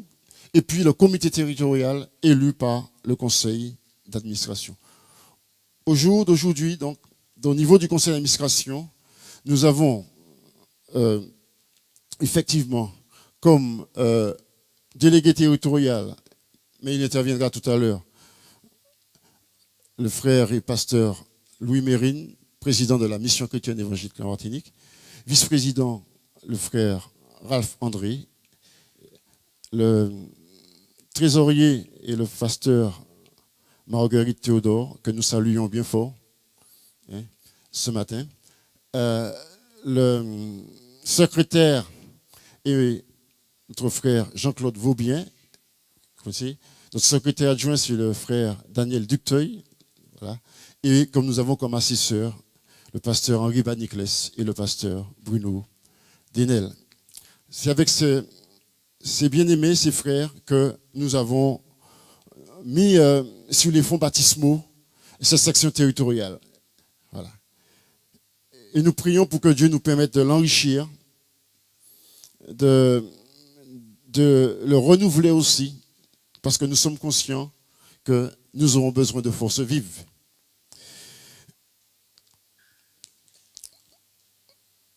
Voilà. Le président, ses missions sont clairement définies. Bien sûr, faire vivre l'association. Mais une mission particulière, c'est un rôle de développement, de concertation avec l'ensemble des églises sur le territoire. Également, le comité territorial, qui est un organe de la section.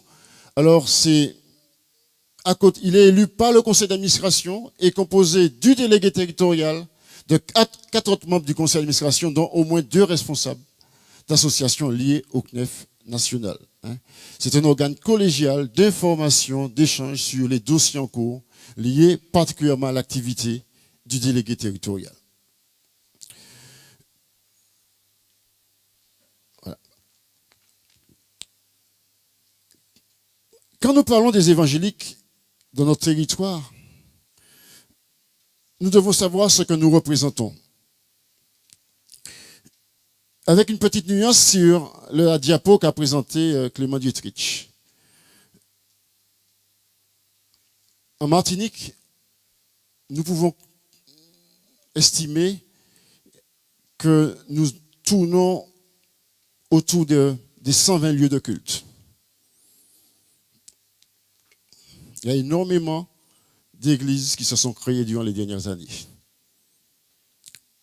En faisant une estimation, nous pouvons estimer qu'au niveau de nous représentons environ 15 à 20 000 inscrits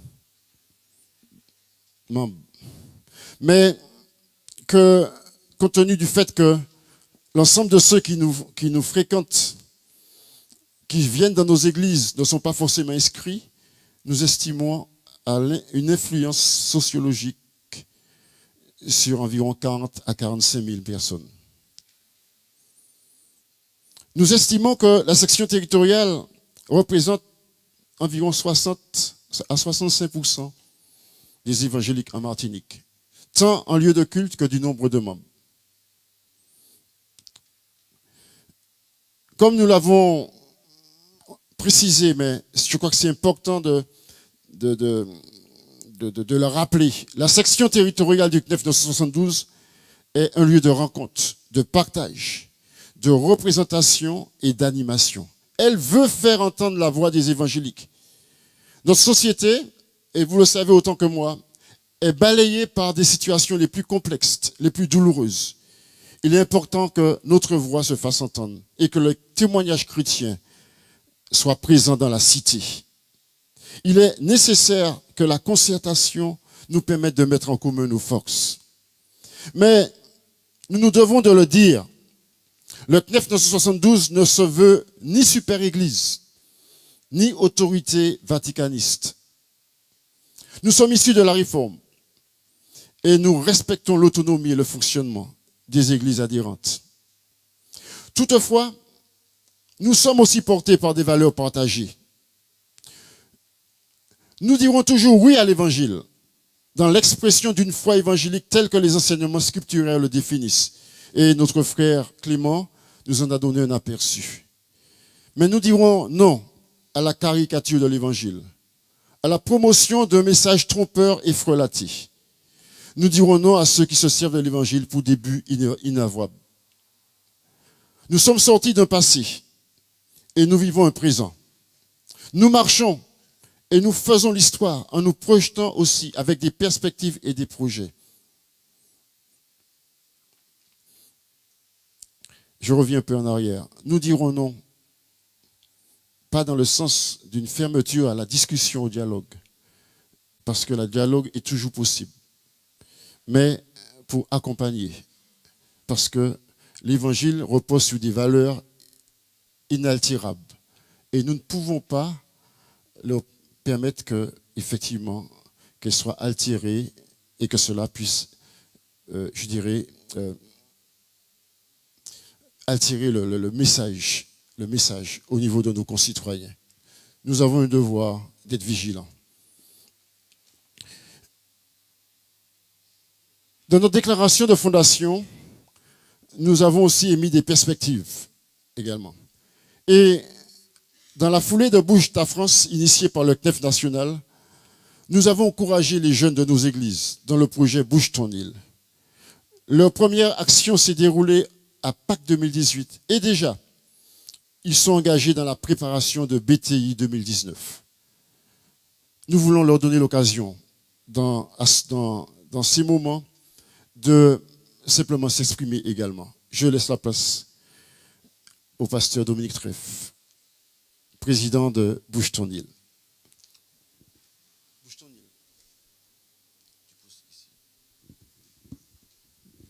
Bonjour à tous.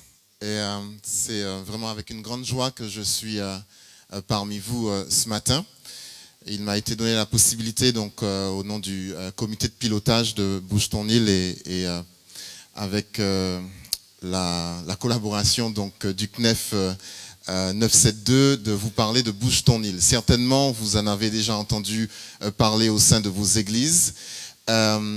L'idée pour moi ce matin, c'est de pouvoir vous rappeler un petit peu quelle est la vision de Bouge ton île, qui est en lien direct avec le CNEF et ce qui s'est créé au sein du CNEF. Le Seigneur nous a permis à différents responsables de jeunes de différentes églises de recevoir sur notre cœur l'idée de pouvoir travailler ensemble pour permettre aux jeunes de développer un cœur de compassion pour l'île.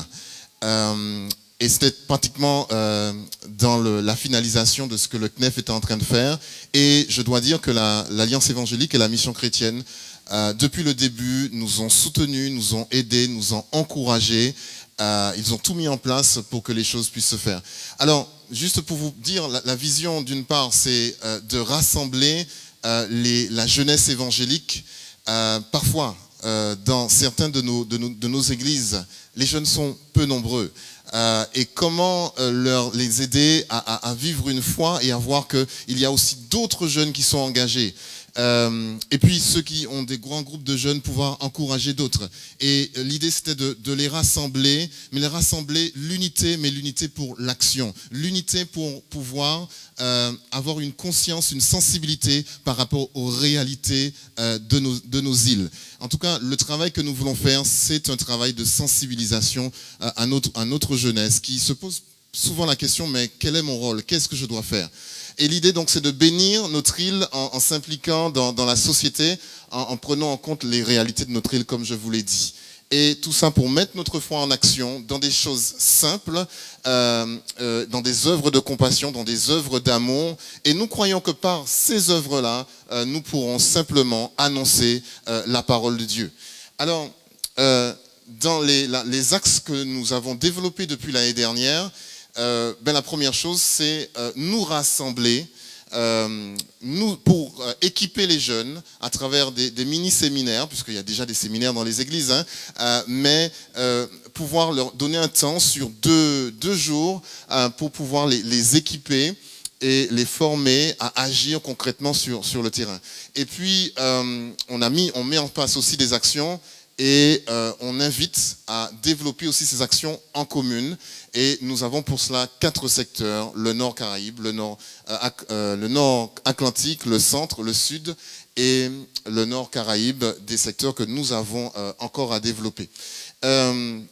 Voici un petit peu les temps forts que nous avons eu l'année dernière et que nous sommes en train de travailler à nouveau. Premier temps fort, nous voulons rassembler les responsables de jeunes. Alors c'est pas dans nos habitudes et puis on a tous nos plannings et c'est pas évident. Nous sommes déjà tous occupés, n'est-ce pas? Mais voilà, prendre un temps à part pour se former ensemble parce que nous voulons que les responsables de jeunes puissent entraîner leurs jeunes et il faut pour ça qu'ils soient formés. Et ensuite, cette grande rencontre dont je vous ai parlé tout à l'heure, qui aura lieu donc cette année le samedi 13 et le dimanche 14 avril 2019. Vous aurez les lieux, vous seront indiqués. Et puis une action que nous voulons, comme l'année dernière, je ne sais pas si pour certains vous avez su ce qui s'est passé, mais l'année dernière nous avons pris une belle matinée sur Fort-de-France où les jeunes ont pu simplement annoncer l'évangile de différentes églises évangéliques. Le samedi donc 20 avril, ce sera le samedi 20 avril, et puis des actions dans plusieurs secteurs de l'île. Actuellement nous avons 2 secteurs qui sont en train de s'organiser, donc le Nord Atlantique et aussi le Centre, et nous allons continuer à travailler pour le Sud et pour le Nord Caraïbe. Alors, juste pour vous dire, pour terminer, qui se retrouve dans ce comité, ce sont les responsables de jeunes de nos églises. Vous avez donc les noms, moi-même Dominique Trèfle, le président, Daniel Macabre, le vice-président de Bouge ton île, issu de la mission chrétienne, Jérôme Nestoré, le trésorier, issu des Nazaréens, donc de l'Alliance évangélique, Jean-Noël Ducteil, le secrétaire, David Pinel-Ferréol, assesseur issu des ADD, et Axel Cambrai, assesseur issu de la mission chrétienne évangélique.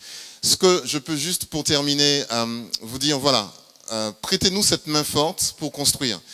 Les réalités démographiques de notre pays font que il y a de moins en moins de jeunes, et c'est pas d'aujourd'hui que ça existe.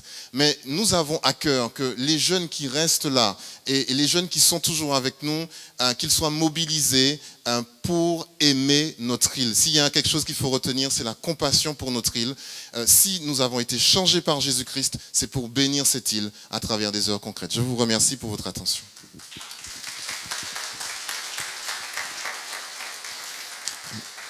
Merci Dominique. Donc, nous avons d'autres projets, des partenariats de manière à mettre en synergie nos forces au service du témoignage, la question de la formation théologique de nos cadres, l'accompagnement des œuvres, leur rassemblement, ce sont autant de points, d'axes de travail. La structure est là, le travail débute, la tâche est importante. Il y a un présent qui nous invite à nous satisfaire de l'existant. Il y a un avenir qui nous appelle à nous transcender pour relever de nouveaux défis. Il nous faut de l'audace, de la foi, de l'énergie, des bras, des esprits. Nous sommes dans la course et nous sommes appelés non à l'abandonner, mais à nous renouveler pour la poursuivre. Notre Seigneur et chef de l'Église, le Christ, nous a invités à œuvrer pour un royaume uni et fort. Ces paroles résonnent encore dans nos cœurs. Tout royaume divisé contre lui-même est dévasté. Toute ville ou maison divisée contre elle-même ne peut subsister. Et surtout, cette prière qu'il a faite, ce n'est pas pour eux seulement que je prie, mais encore pour tous ceux qui croiront en moi par leurs paroles, afin que tous soient un, comme toi, Père, tu es en moi, et comme je suis en toi, afin qu'eux aussi soient un en nous, pour que le monde croie que tu m'as envoyé. Que Dieu nous bénisse.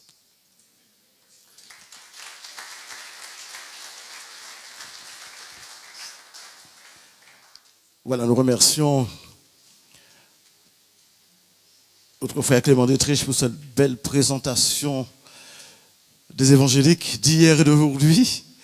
Nous remercions notre frère Gabriel Emélie pour la présentation de la section locale du CNEF, Dominique Treff pour BTI. Nous allons avoir un chant maintenant de la chorale. Nous sommes presque à la fin de notre moment. Après ce chant du groupe Cœur de louange, de la chorale Cœur de louange, le délégué territorial du CNEF, le pasteur Louis Mérine, interviendra pour nous dire quelques mots. Place à la chorale. Peut-être que ça va nous faire du bien d'ailleurs de nous tenir debout quelques instants pendant ce chant. Mesdames, Messieurs, collège de pasteurs, les présidents des associations, permettez-moi de vous saluer. Permettez-moi aussi de remercier Cœur de louange qui, à travers ces chants, nous ont transportés. Mais permettez-moi aussi de saluer le plus jeune parmi nous, Mathis.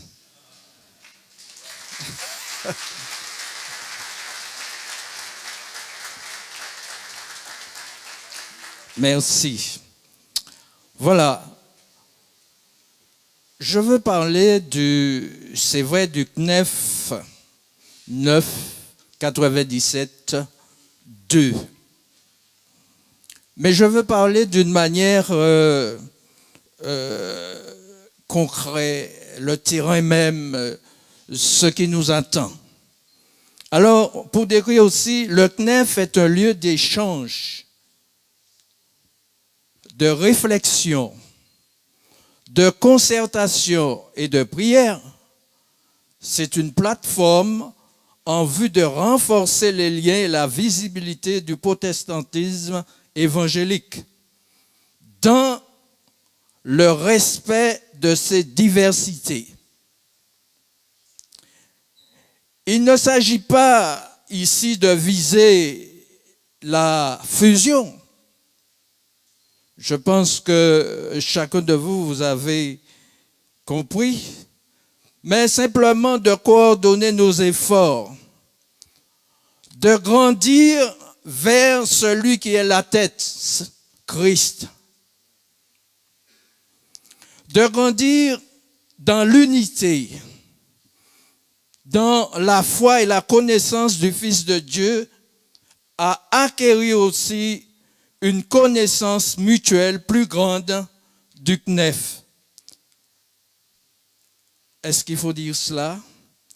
Sachant que l'ignorance est source de méfiance.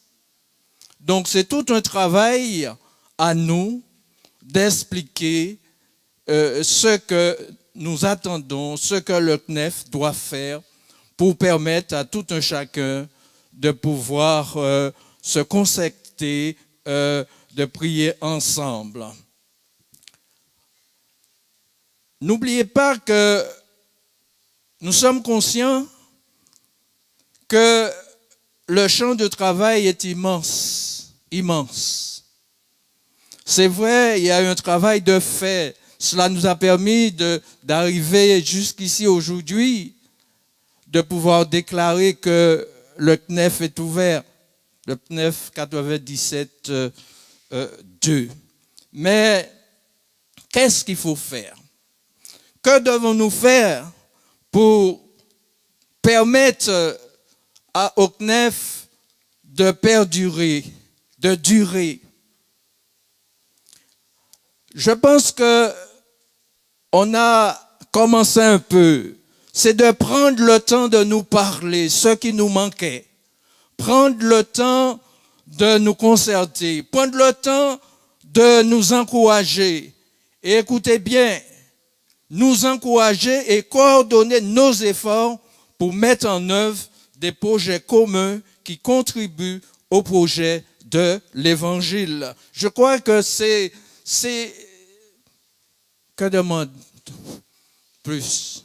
C'est simplement nous encourager et coordonner nos efforts pour mettre en œuvre des projets communs qui contribuent au projet de l'Évangile. Nous avons entendu le président de BTI nous parler de la jeunesse. C'est vrai, c'est un cri et nous devons tout faire. Alors pour tout faire, il faut pouvoir nous encourager, coordonner nos efforts pour mettre en œuvre des projets communs qui contribuent au projet de l'Évangile. Et puis, le rôle du CNEF, c'est de rendre un témoignage plus visible de l'amour de Dieu. Nos membres, un témoignage, je ne dirais pas simplement plus audible, mais plus visible de l'amour de Dieu en Jésus-Christ. Pourquoi faire? Qu'est-ce que Dieu attend de nous?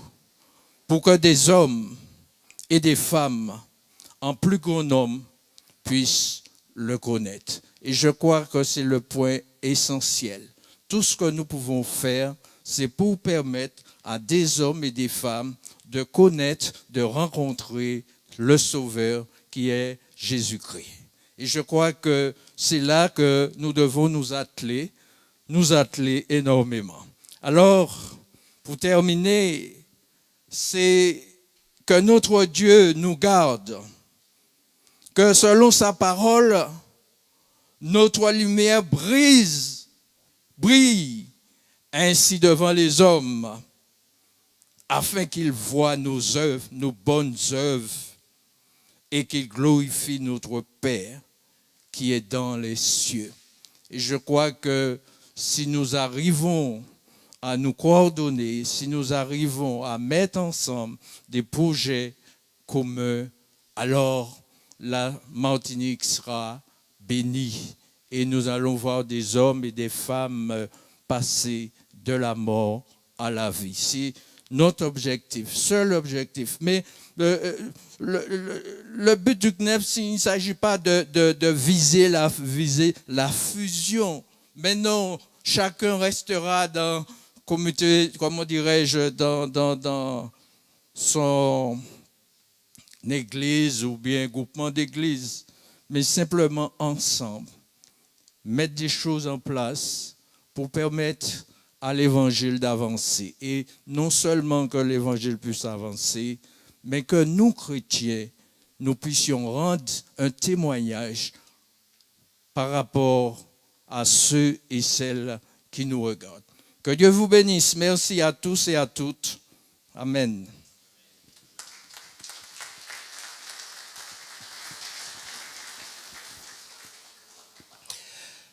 Voilà, après avoir dressé l'historique des évangéliques, après avoir parlé du CNEF 972, Madame Vous, adjoint au maire de Lamentin, aura certainement un petit mot à nous dire. Alors, nous lui laissons la parole, Madame Vous, Ghislaine.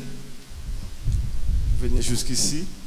Probablement aussi, puisque nous arrivons à la fin de notre moment, le pasteur Josias de la Guadeloupe ou le pasteur Dominique Tic de la Guadeloupe, peut-être après avoir participé à ce moment fort de l'histoire de l'évangélisme en Martinique, peut-être qu'ils auront un petit mot aussi à nous dire. Madame Proust, vous avez la parole.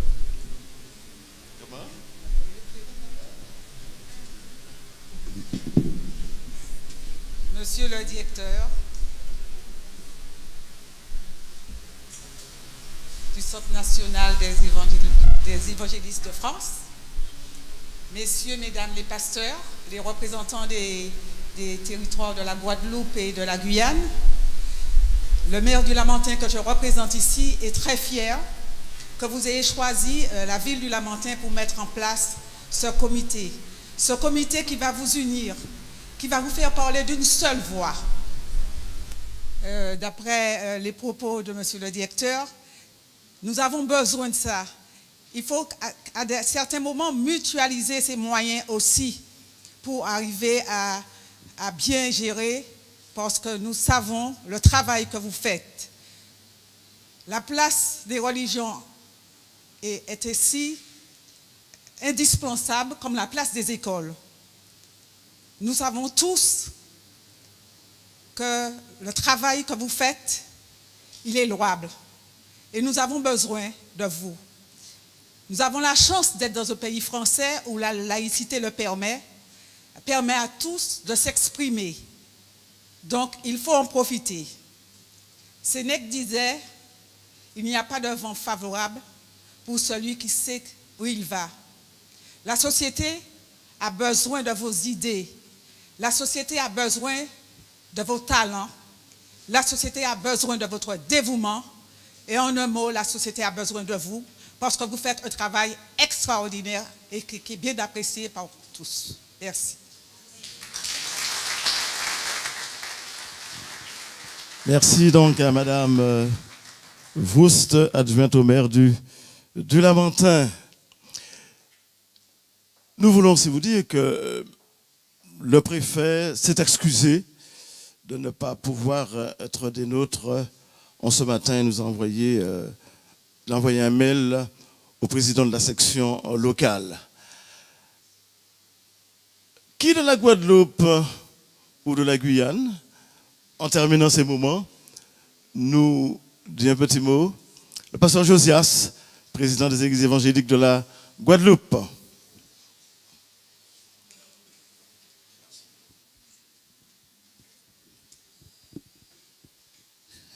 Eh bien, chers bien-aimés dans le Seigneur, je vous dis bonjour. Je remercie le président du CNEF territorial, donc le pasteur Gabriel Émilie. Merci pour cette invitation, merci pour l'honneur qui m'est donc accordé d'être un témoin oculaire de ce lancement du CNEF 972. Et je crois que nous puissions ici, au travers de cette cérémonie, tous les éléments, les ingrédients nécessaires pour que nous repartions, le président Dick et moi-même, avec des matériaux pour qu'à notre tour, que nous puissions aussi vous inviter au lancement du CNEF 971, autant où le Seigneur le permettra. Et j'aimerais vraiment vous encourager parce que nous croyons que vous avez pris la bonne part, et cette parole de Josué est d'actualité, que vous puissiez réussir dans tout ce que vous allez entreprendre. Que le succès vous accompagne, non pas un succès humain, non pas une réussite personnelle, mais un succès et une réussite pour la gloire de notre Dieu. Je vous souhaite donc la bienvenue dans cette nouvelle ère et dans cette meilleure saison. La paix de Dieu soit avec vous.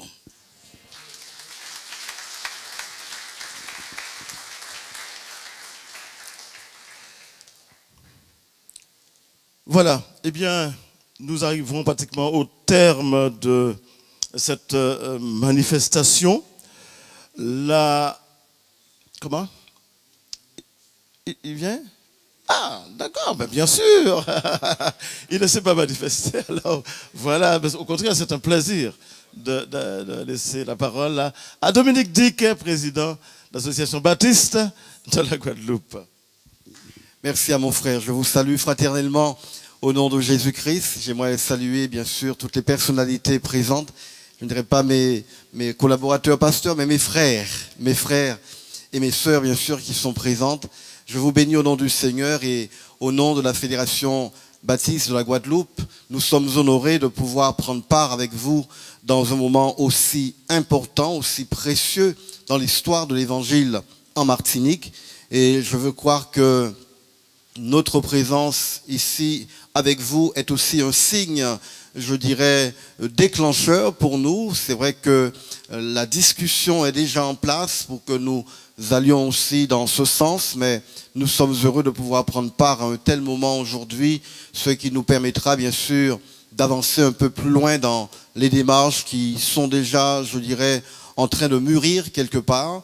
Mais j'aimerais en tout cas bénir l'œuvre en Martinique et tous ceux et celles qui la représentent et vous encourager dans cette belle mission. Que Que Dieu vous bénisse et même bitin, même bagaille, nous ne sommes pas loin, nous sommes les uns à côté des autres et je veux croire que ce n'est pas le CNEF 97.2, le CNEF 97.1, mais il faut aller un peu plus loin aussi, voir peut-être un CNEF qui rassemble un peu Martinique, Guadeloupe et voir aussi la Guyane, même si elle est un peu éloignée. Je pense qu'on doit aussi visionner et aller beaucoup plus loin dans la collaboration, dans l'échange. Que le Seigneur vous bénisse. Merci.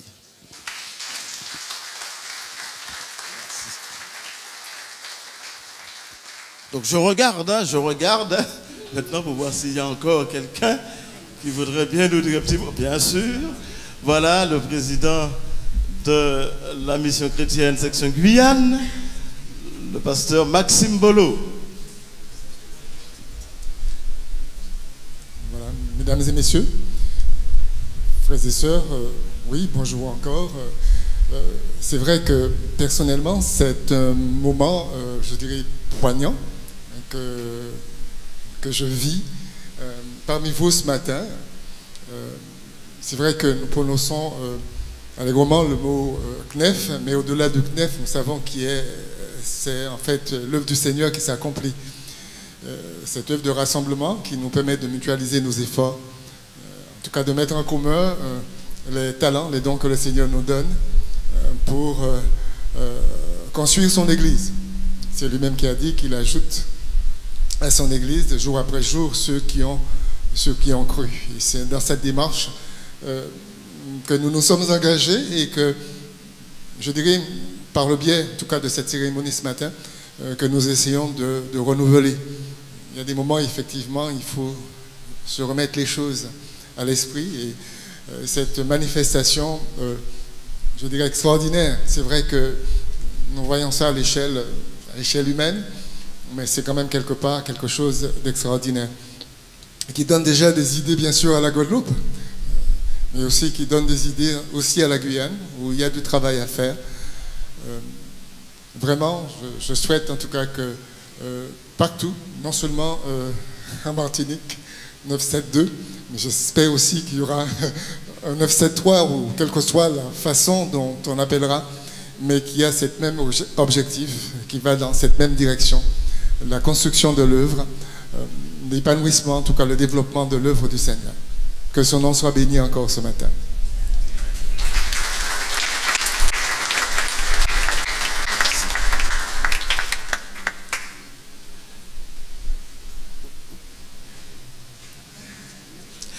Voilà, je crois que tous se sont exprimés.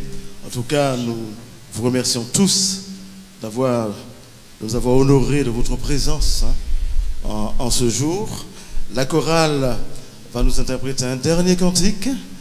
Après ce cantique, notre frère Daniel Ducteil, secrétaire adjoint de la section locale du CNEF, viendra ici pour la prière. Ensuite, nous allons vous inviter à vous diriger vers le rez-de-chaussée autour d'un pot fraternel, un moment de partage. Donc ne partez pas, vous descendez et c'est tout juste au rez-de-chaussée. Et en sortant, bien évidemment, sur le parvis, juste à droite, le pasteur Roger Riol se fera un réel plaisir de vous dédicacer ce magnifique livre qui parle de l'histoire des évangéliques en Martinique. Le livre s'intitule « Chroniques évangéliques ». Si vous ne l'avez pas encore, ne partez pas sans ce livre merveilleux. Je l'ai lu, il est assez complet et il parle vraiment du début de l'évangélisme en Martinique. Donc le pasteur Roger Riol sur le parvis en sortant à droite. Je vous invite à vous tenir debout. La chorale va nous interpréter un dernier cantique. Le frère Ducteil viendra ensuite pour la prière et ensuite nous aurons le moment de partage au rez-de-chaussée. Bonjour à tous. Pour que notre Dieu. Vraiment, Seigneur, ton nom ce matin est victorieux. Tu as, avec patience, tissé, mon Dieu, tracer ce chemin pour que en Martinique, Seigneur mon Dieu, plusieurs frères se retrouvent, plusieurs églises se retrouvent pour pouvoir parler, échanger et arriver ainsi réellement commencer à parler d'une seule voix afin que ton nom soit élevé. Parce que c'est là notre seul but, Seigneur. Que le nom du Seigneur Jésus-Christ, le nom de Dieu soit élevé sur ce pays. Qu'on ne nous voit pas nous, mais qu'on te voit, Seigneur. Puissant dans notre vie, mais aussi dans la vie de ceux que tu veux amener à toi. C'est le seul but que tu poursuis à travers cette œuvre, c'est sauver, sauver et sauver encore des hommes et des femmes. Bénis ceux qui dans cette salle encore ont ce souci, ont ce fardeau à cœur d'annoncer ton nom, d'annoncer ta paix, d'annoncer ta grandeur et ta majesté et surtout ton amour et ta miséricorde. Je te dis merci aussi pour la tenue de cette réunion ce matin, de cette cérémonie, cette bonne tenue qui a été possible par l'action de ton Esprit Saint. Merci Père, pour tous ceux qui sont intervenus et qui ont parlé, c'est vrai, avec leur note, mais aussi avec leur cœur, parce qu'ils ont dans leur cœur le fardeau de ta gloire, Seigneur mon Dieu, et de ta parole prêchée sur notre petit pays. Merci Père, que ta grâce soit avec nous et que tu bénisses le reste du moment que nous allons passer ensemble au nom de Jésus-Christ et pour ta gloire. Amen. Amen. Voilà, donc cette manifestation est terminée. Nous vous rappelons que le pasteur Riol se tient à votre disposition sur les parvis face à l'ascenseur pour son livre Chronique évangélique. Et aussi, nous vous donnons rendez-vous tout de suite au rez-de-chaussée. Merci d'être venus. Merci à la chorale, aux musiciens. Merci à Graphé TV. Merci à Radio Évangile Martinique. Merci à Voix de Sentinelle pour la sonorisation. Que Dieu nous bénisse tous. Bon retour. Soyez bénis.